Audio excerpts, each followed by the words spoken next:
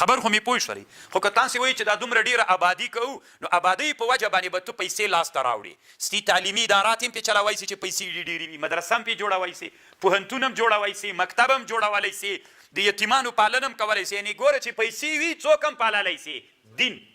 چې پیسې نه وي څوک هم نسي پاللی ته نه به مونځونه کوي نو روزې به نیسي دا دین خو ته نه مونځ روزه نه ده که نه دین خو ډېرې شعبې لري دا ټولو شعبو د دین باندې چې ښه عمل کېږي څه وخت کېږي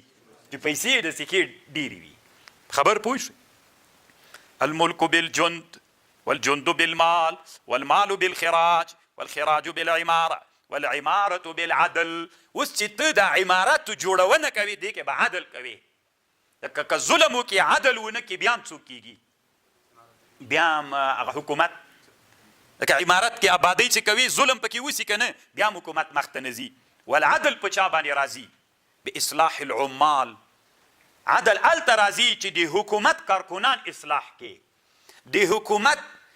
د هر ارګان مامورین هغوی اصلاح کې چې هغوی د اصلاح کړل بیا څوک منځته راځي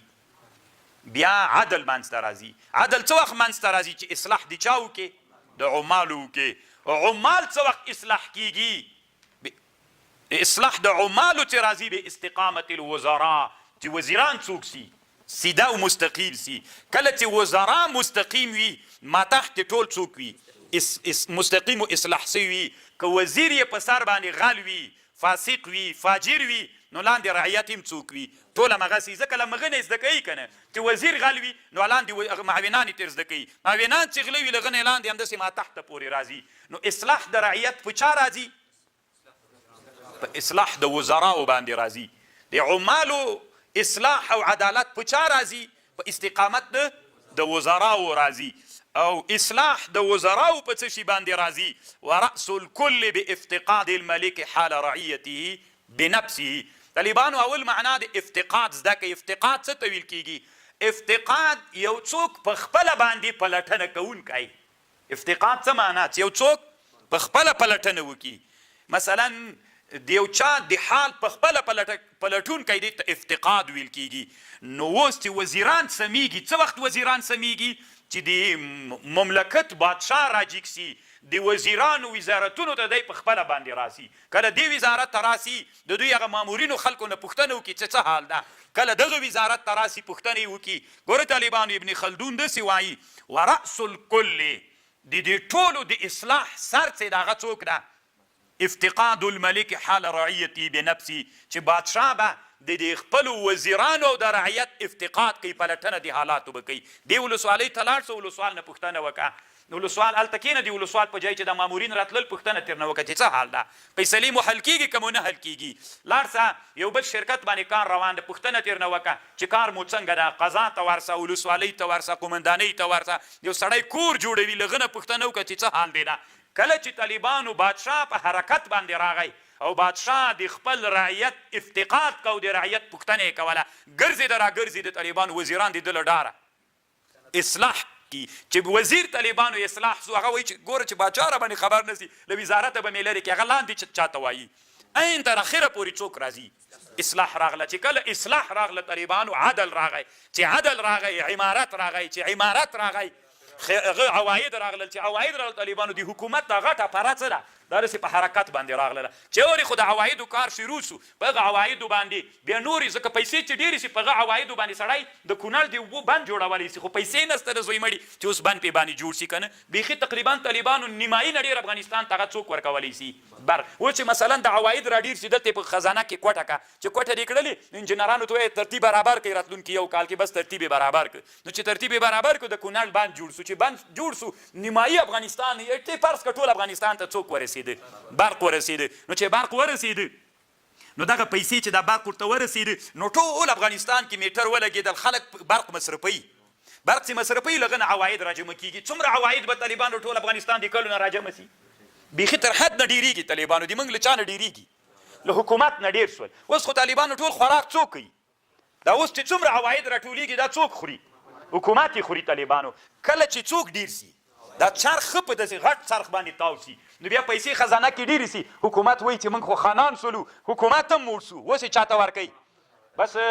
هغه ته یو ماده جوړه کړي چې پلانکي ته هم تنخوا مقرره کوي که نه یوه ماده سکالي جوړه کړي هلته نور هم په څرخ باندې راسي عمارتونه نور هم عواید راډي خزانه دومره ډېره سي باچا ته وزیر د مالیې خبر ورکړي چې پیسې خو نو بیخي ډېرې سوي دي څه کوې پې باندې موږک کړي ونه خوري وي که نو څه وکوې د ملت کې بس ټولو څوک چې ودونه نه لري ودونه ورته وکیه که نه څومره خوند به وکړي طالبانو نو اصل کې دا وي چې په حکومت سړی نه پوهېږي دا فکر کوي چې حکومت نو دا راځي طالبانو ګپ نه در سره لګوم تاسې د رسول صلی الله علیه وسلم حدیث اورېدلی که نه چې جهاد ته لاړي نو په بیت المال کې سړی دومره حق لري چې یو واده وکړي پې باندې نو خو چې بیت المال غریب وي او چې خان سي یو سړی د واده لرم نو بیت المال ته باریزه وکړي بیت المال به سم غني وي تی به یتیم نه هغه کېږي سړی به د غریبي له لاسه هغه سره نه مخ کېږي ورپسې راځه ورپسې راځه تی به کار جوړ شي اما چې بادشاه او ملک څوک ونه کړي ونه ګرځېږي نو چې ونه ګرځېږي نو وزیر وی راځه لاندې نیمغه کوه نو بس طالبانو نظام بیرته همداسې ګډوډ سي ګډوډ سي ګډوډ سي نو ځکه یو په بل باندې نه ګرځېږي چې نه ګرځېږي نه ګرځېږي نو هغه څوک سي وزیران ښه نه سي طالبانو خیانت شروع کړي داسې په ځان کې تبې وي بیا چې د دوی ښه نه سول څوک هم ښه نه سول عمال ښه نه سول چې عمال ښه نه سول عدل ورک سو چې عدل ورک سو عمارت نه راځي ځکه عمارت خو هلته منځته راځي چې پیسې پټې نه کړي دا عمال دلته عمال پیسې هم پټوي مثلا دغه شي باندې لګېږي 1 لک روپۍ دی درته وایي 100 لک روپۍ پې باندې لګېږي نو هغه غلاوې شروع سي هلته فساد منځته راسي نو هغه عمارت مخته نه ځي مثلا ته به بیت المال کې دومره روپۍ لرې تا ته وایي چې دومره روپۍ نو هغه باندې به تا وس نه رسېږي نو اصلاح په چا باندې راځي تر دې ټولو اصلاح په چا راځي زه نه وایم طالبانو ابن خلدون وایي ورأس الكل بافتقاد الملك حال رعیتی چې بادشاه راجګ سي چی وکړي په خپله باندې پلټنه څارنه د وزراو او د ټول رعیتو کې چې لخوا هغه راغله طالبانو اصلاح وزیران مستقیم سول وزیران چې مستقیم سول عمال اصلاح سول عمال چې اصلاح سول څوک راغی منځته عمارت منځته راغی چې عمارت راغی ښه ډېر عواید راغله نو د حکومت دا د حکومت تعریف سو د حکومت له تعریف نه طالبانو څه شی را معلوم سو دوه ډېرې مهمې مسلې را معلومې سولې یو دا ده چې عمارت به کوي آبادۍ که آبادۍ دې ونه کړله د حکومت غلی کېناستې ویلې آبادۍ چا پکې راویستلې ده بس دغسې تسبیح اړه وراړه وه نو بیا دا ملت څوک کوي تاسو طالبانو لږ عاقلانه فکر کوئ چې حکومت څوک ونه کړي آبادۍ ونه کړي هلته هغه ملت ناشکره کېږي ځکه د حکومت غوښتنه رعیت غوښتنه له حکومت نه چی وي چې آبادۍ ونه سي ناشکره سو چې ناشکره سو طالبانو د ناشکرۍ عذاب الله راولي که نه سړي نه هغه نعمت اخلي نو چې نعمت یې درنه واخیسته حکومت خپله ړنګ سو دا ډېرو طالبانو حکیمانه خبرې دي او بل دوه لویې مسلې په دې تعریف کې سولې افتقاد الملک حال رعیتي بنفسه دویم طالبانو عمارت و آبادۍ ده که عمارت څومره ډېر و آبادۍ په حکومت کې څومره ډېره وه غومره څوک راځي حکومت دغه کېږي دا اوس طالبانو مثلا موږ افغانستان کې ښه شفاخانه لرو د سرطان چې موږ بل چاته محتاج نه سو ولې نه سو جوړولی پیسې نه لرو څوک نه لرو که موږ راجګ سو داسې د عوایدو دپاره منابع جوړې کړو له هغو نه چې عواید راوځي عمارت و آبادۍ وکړو چې له هغې نه پیسې راوځي نو هغه مثلا 10 میلیارد روپۍ ډومبی د قشتېپې نه موږ فرض کړلې راغلې که نه دې نه ډېرې روپۍ کېږي دا 10 میلیارد کې بس هغه سره مشوره وسوله بادشاه او حکومت مشر سره وزیرانو په دې باندې مجلس وکړو چې له دغه پیسو نه دي 15 میلیارد شفاخانې ته څوک سي یوه ښه شفاخانه ډیزاین کړه او هغې ته 15 میلیارد روپۍ ورکوي ماشینونه ورته راوغواړئ نو خو دا ټول ملت ډاکټران دي دغې شفاخانې ته څنګه سي راځي دي ورته نو چې راځي هر قسم اسباب برابر سي ډاکټران ورته راوستل سي سمه خرچه ورباندې وسي بیا له سرحد نه ایخوا ته څوک ډاکټر ته ځي ولې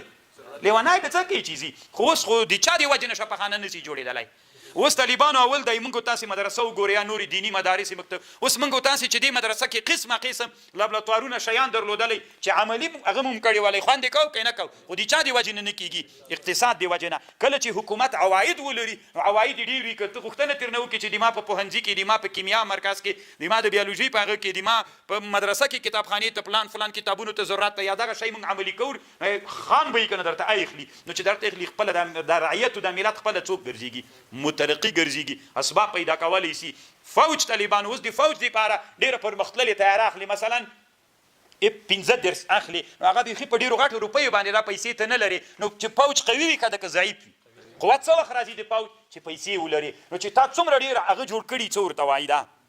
عمارت و آبادۍ دې کړي وي کارخانې و شیان دې جوړ کړي د هغې عواید چې راخلي خزانه ډکه ده واخلئ 10 تنې 14 یا 15 درس تیارې واخلي نو چې دا د زوی مړې واخیستلې که نه ستی به د خپل وطن دفاع سوي نو خو په چا باندې کېږي دا پرمختللې وسله په پیسو په چا کېږي حکومت چې په پښو درېږي، علم چې ډېري د غربت خلاصېږي، چې خلک پردیو مملکتونو ته شفاخانو دپاره نه ځي، د ټول پیسې دي. پیسې له کومه کېږي؟ عماراتو آبادۍ چې وکړي. بس